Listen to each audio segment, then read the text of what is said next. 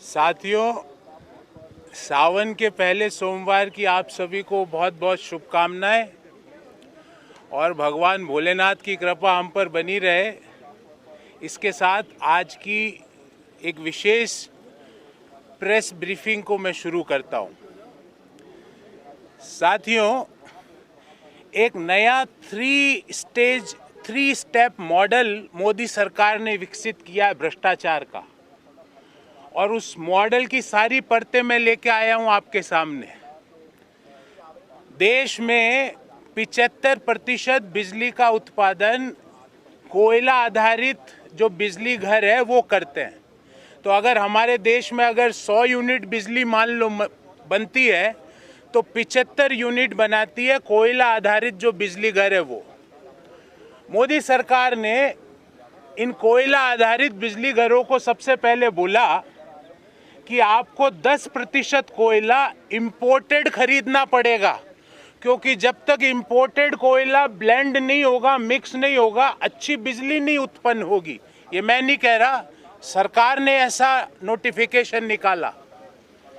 ये तो हुआ स्टेप नंबर 1 कि पहले 10% कोयला बाहर से मंगाने की एक नेसेसरी कंडीशन जोड़ दी जाए। स्टेप नंबर 2 आता है। फिर स्टेप नंबर 2 के तहत 2.416 मिलियन टन अर्थात लगभग 2.5 मिलियन टन इंपोर्ट करने का जो कॉन्ट्रैक्ट है, जो ठेका है, 2.5 मिलियन टन कोयला इंपोर्ट करने का ठेका। कोई गैस करने की जरूरत नहीं है, देश को सबको पता है कि वो अडानी को ही मिला होगा। तो स्टेप नंबर 1 में पहले कोयला आधारित बिजली घरों को बोलो कि 10% कोयला बाहर से इंपोर्ट करके लाना है, देशी कोयला नहीं चलेगा। स्टेप नंबर 2 में लगभग 2.5 मिलियन टन कोयला इंपोर्ट करने का कॉन्ट्रैक्ट सरकार दे देती है अडानी एंटरप्राइजेज लिमिटेड को।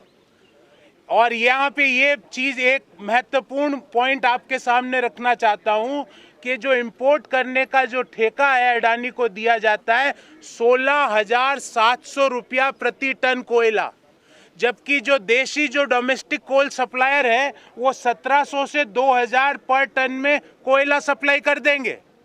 पर यहाँ पे अडानी को ठेका दिया जाता है 16,700 रुपया प्रति टन। अब स्टेप नंबर 3, ये जो देश के जो कोल आधारित कोयला घर जो बिजली बनाने वाले संयंत्र लगा के बैठे हैं, वो आज इंपोर्टेड कोयला अडानी एंटरप्राइजेज लिमिटेड से जो देशी कोयला उससे 7 से 10 गुना दाम पे खरीद रहे हैं। नतीजा क्या हुआ इस 3 स्टेप मॉडल का कि आपको, मुझे, उद्योगों को जो कोयले से बिजली बन रही है, क्योंकि 75% बिजली देश में कोयला से आ रही है, उसके भाव आने वाले समय में बढ़ जाएंगे। तो what an arrangement sir ji. This is called as 3 step friend benefit model कि आप पहले कोयला जो कोयले पर आधारित बिजली संयंत्र है, जो भले निजी क्षेत्र में हो या सरकारी उपक्रम हो, उनको बोलो 10% विदेशी आयातित कोयला लाना पड़ेगा। उसके बाद 2.5 मिलियन टन का जो ठेका है विदेश से आयात करने का, वो 16,700 रुपये प्रति टन का ठेका अडानी एंटरप्राइज को दे दो। और देश में जो डोमेस्टिक सप्लायर है वो 1700 रुपये पर टन में दे रहे हैं। अडानी एंटरप्राइज वही कोयला विदेश से आयात करके 20,000 रुपया प्रति टन पे दे रही है, 20,000 रुपीज पर टन। तो what an arrangement sir ji, what a friend benefit model you had developed. I will brief you this in English and thereafter we will go to the next point. Modi government had developed a wonderful arrangement, and I will call this as a 3-step friend benefit model. Step number 1, mandate all coal-based power stations to have 10% imported coal in for the blending purpose. Step number 2, award 4,035 crore rupees of contract for importing coal to Adani Enterprises Limited. And step number 3, the coal-based power generators will buy the imported coal nearly at 20,000 rupees per ton, whereas domestic coal price is 1,700 to 2,000 rupees per ton. As a result of this 3-stage friend benefit model, the domestic and industrial consumers are going to have a price hike of the electricity, of the power. So this is a 3-pronged strategy for institutionalizing the friend benefit. So पहले दोस्त के लिए अध्यादेश notification निकाल के बोलो 10% आयातित कोयला लगेगा, फिर आयात करने का 4,035 करोड़ का ठेका अडानी एंटरप्राइज को दे दो, और फिर जो राज्यों के पावर स्टेशन से उनको बोलो कि वो 10% आयातित कोयला इनसे खरीदे, जो डोमेस्टिक प्राइस है उससे 10 गुना ज़्यादा है. So this was the first issue. Second issue friends, दूसरा इश्यू मैं आपके सामने लेके आया हूँ. सावन के पहले सोमवार पे सरकार ने आज बहुत बड़ी गिफ्ट दी है हम सबको. आज से आटे पर 5% जीएसटी लगना चालू हो गया है. संसद के पहले दिन सरकार ने बहुत बड़ी गिफ्ट दी है देश को.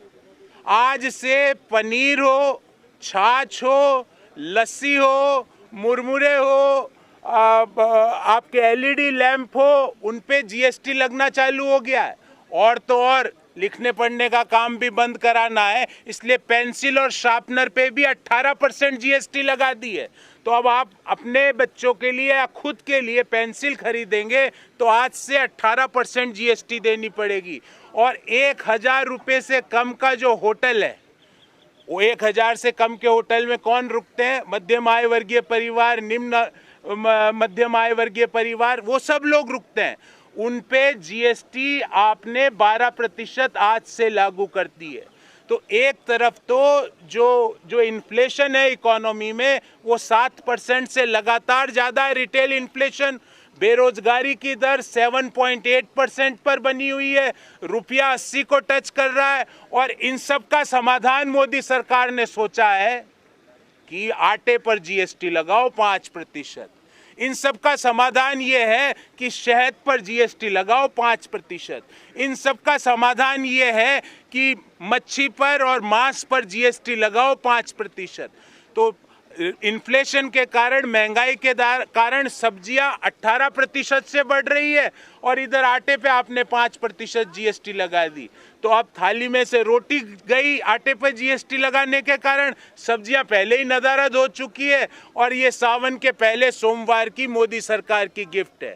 हाँ, दूसरा जो मैंने मुद्दा उठाया वो महत्वपूर्ण है क्योंकि वो 3 स्टेज एक करप्शन, एक अरेंजमेंट मॉडल है जिसमें दोस्त के बेनिफिट के लिए आपने पहले 10% आयातित कोल की कंडीशन लगाई, फिर अडानी को 4,035 करोड़ का कोल आयात करने का ठेका दिया, और अब जो कोल आधारित संयंत्र खरीदेंगे वो जो डोमेस्टिक कोल है उससे 10 गुना ज़्यादा प्राइस पे ये आयातित कोल खरीदेंगे.